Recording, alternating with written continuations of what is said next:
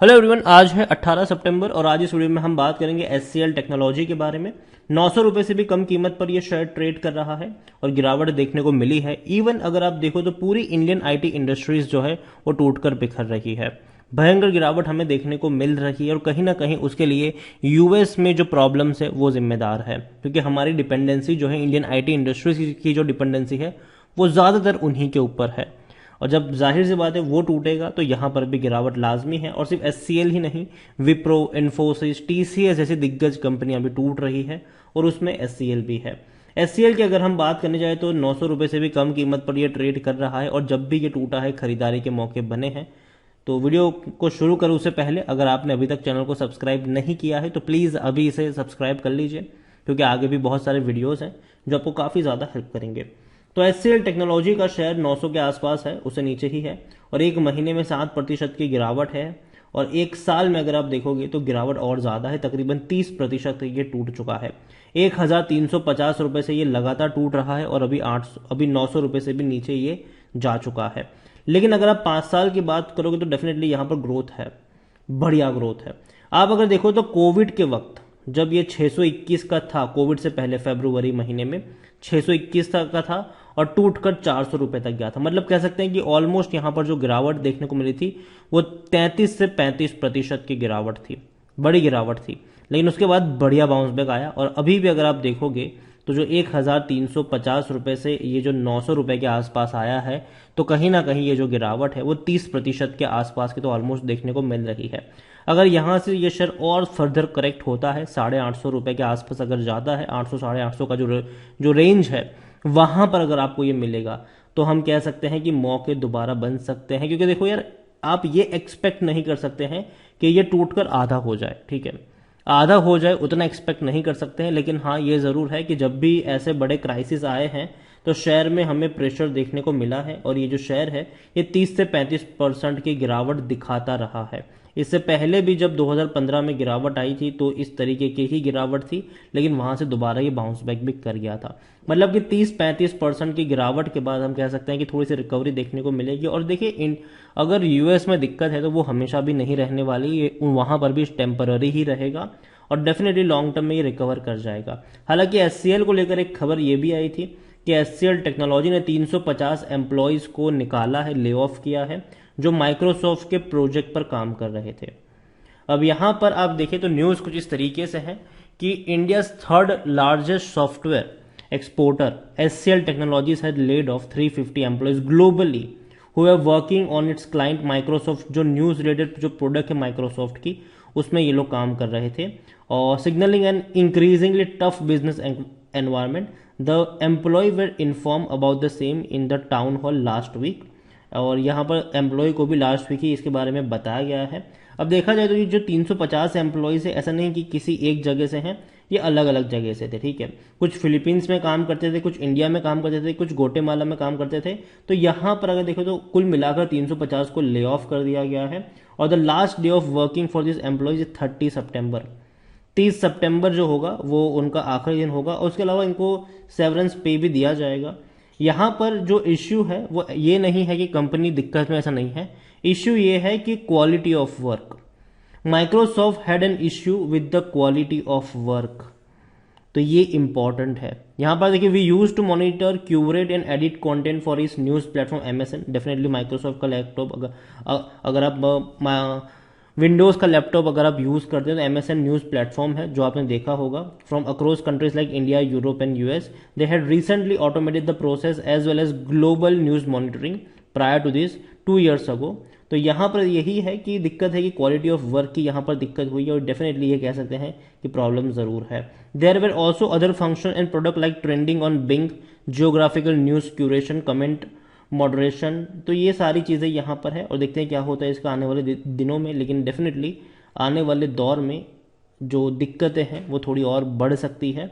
और अगर इस तरीके से कोई बड़े क्लाइंट्स अगर कहते हैं तो भाई साहब कंपनी को थोड़ा बहुत समझने की ज़रूरत भी है इस वक्त। और यहाँ पर आप देखिए कि 2 years ago Buda media has laid off 200 employees when the contract was over. हम सब जानते हैं कि बड़ी बड़ी कंपनियों में कभी कॉन्ट्रैक्ट वर्किंग चलता है और कॉन्ट्रैक्ट ओवर होने के बाद कुछ को रिटेन करते हैं, कुछ को निकाल भी देते हैं। यहाँ पर ले ऑफ की जो बात है, डेफिनेटली जो 350 एम्प्लॉयज़ को ले ऑफ किया गया है, ये कहीं ना कहीं भाई साहब कह सकते हैं कि प्रॉब्लमेटिक थोड़ा बहुत ज़रूर है, लेकिन उतना बड़ा इम्पैक्ट नहीं पड़ेगा। ये शॉर्ट टर्म का पेन रहेगा इनके लिए।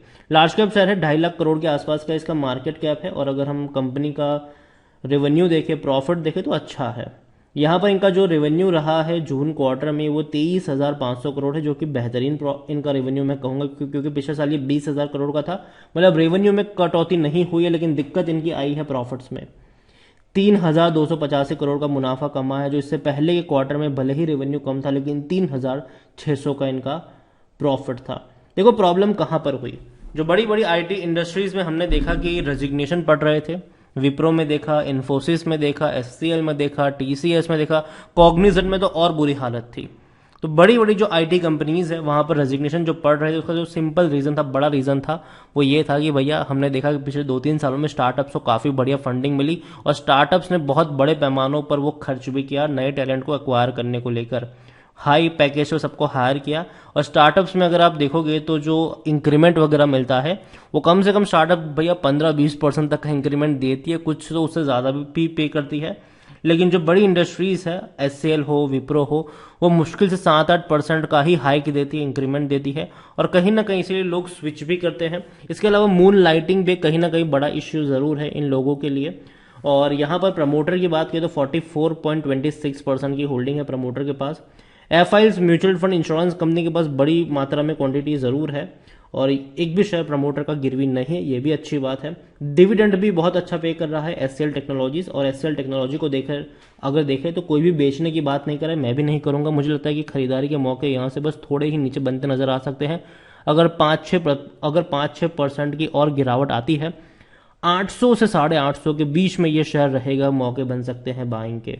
यहाँ पर आप देखिए कंपनी में जो प्रमोटर की होल्डिंग है वो भी काफ़ी अच्छी है। इसके अलावा हाल फिलहाल में हैंड एक्सचेंज ही हुए हैं, बिकवाली नहीं हुई है, हैंड एक्सचेंज हुए हैं। प्रमोटर ग्रुप किरण नादर ने यहाँ पर देखे तो कुछ शेयर्स बेचे हैं अगस्त में, लेकिन दूसरी तरफ अगर आप देखोगे तो वामा सुंदरी इन्वेस्टमेंट प्राइवेट लिमिटेड, ये भी प्रमोटर ही है, उन्होंने खरीदारी करी है। तो हैंड एक्सचेंज है, कोई इतनी बड़ी दिक्कत की बात नहीं है। कंपनी का अगर आप देखिए वैल्यूएशन के हिसाब से देखिए तो सस्ता हो चुका है, 18.45 का इसका पी है, जबकि सेक्टर पी 24-25 के आसपास हमें देखने को मिल रहा है। और खरीदारी करने का सही मौका भी है, क्योंकि शेयर ओवरबॉट जोन में नहीं, कोई भी रेड फ्लैग नजर नहीं आ रहा है, और अच्छा डिविडेंड पेइंग शेयर भी है। लॉन्ग टर्म में बैंक एफडी से भी अच्छा पैसा इसने बना कर दिया है। 56% एनालिस्ट जो है वो खरीदारी करने की बात भी यहाँ पर कर रहे हैं। प्रमोटर के अलावा और भी म्यूचुअल फंड्स और बड़े बड़े फंड हाउस के पास अच्छी खासी होल्डिंग नजर आई है। रिटेल्स और अदर्स की मिलाकर होल्डिंग बनती है 5.84% के आसपास। उसमें से भी जो रिटेल इन्वेस्टर्स हैं उनके पास सिर्फ 3.66% की ही होल्डिंग है। करंट प्राइस भी देखा जाए तो कम है इंस्ट्रिक वैल्यू से। अभी अगर थोड़ा सा और करेक्शन आएगा तो डेफिनेटली हम कह सकते हैं कि वैल्यूएशन के हिसाब से ये जो शेयर है थोड़ा सा और अट्रैक्टिव बन जाएगा। इसके अलावा म्यूचुअल फंड्स की अगर मैं बात करूं तो भैया काफ़ी बड़े म्यूचुअल फंड्स ने यहाँ पर खरीदारी भी करी है, जिसमें पराग परिक फ्लेक्सी अगर आप देखो तो 5% का इनका पोर्टफोलियो का वेटेज जो है वो सिर्फ और सिर्फ एचसीएल में है। एसबीआई ब्लू चिप की बात करें तो 3% का जो वेटेज है वो सिर्फ और सिर्फ एचसीएल में है, और आईसीआईसीआई प्रूडेंशियल तकरीबन 10% का पोर्टफोलियो वेटेज सिर्फ और सिर्फ एचसीएल में है। तो ये बहुत बड़ी बात है कि बड़े बड़े जो हम म्यूचुअल फंड्स हैं जहां पर हम खरीदारी करते हैं, वो म्यूचुअल फंड अपने पोर्टफोलियो का 5 से 10% इन्वेस्टमेंट एचसीएल में कर रहे हैं। यहां पर इतना ही कहूंगा कि गिरावट अगर आ रही है पूरे आईटी इंडस्ट्रीज की, चाहे विप्रो हो, इन्फोसिस हो, टीसीएस हो, टेक महिंद्रा हो, एचसीएल हो, ये जो गिरावट है वो खरीदारी के बढ़िया मौके बन सकते हैं। तो नज़र ज़रूर होनी चाहिए आपकी यहाँ पर। वीडियो को यहीं पे एंड करूंगा। पसंद आया हो तो लाइक करो, शेयर करो, चैनल पर अगर पहली बार है तो प्लीज़ सब्सक्राइब करें। और विप्रो के बारे में, इन्फोसिस के बारे में, टीसीएस जैसी बड़ी कंपनियों के बारे में अगर आप चाहते हैं कि मैं एक डिटेल वीडियो लेकर आऊं तो कमेंट में उनका नाम जरूर लिखेगा। जितनी ज़्यादा कमेंट आएगी उतना जल्दी वीडियो आएगा। वीडियो को यहीं पे एंड करूंगा। पसंद आया हो तो लाइक करो, शेयर करें, चैनल पर अगर पहली बार आए तो प्लीज़ सब्सक्राइब करें। और एचसीएल के बारे में आप क्या सोचते हैं वो भी आप मुझे कमेंट में लिखकर बता सकते हैं। Thank you.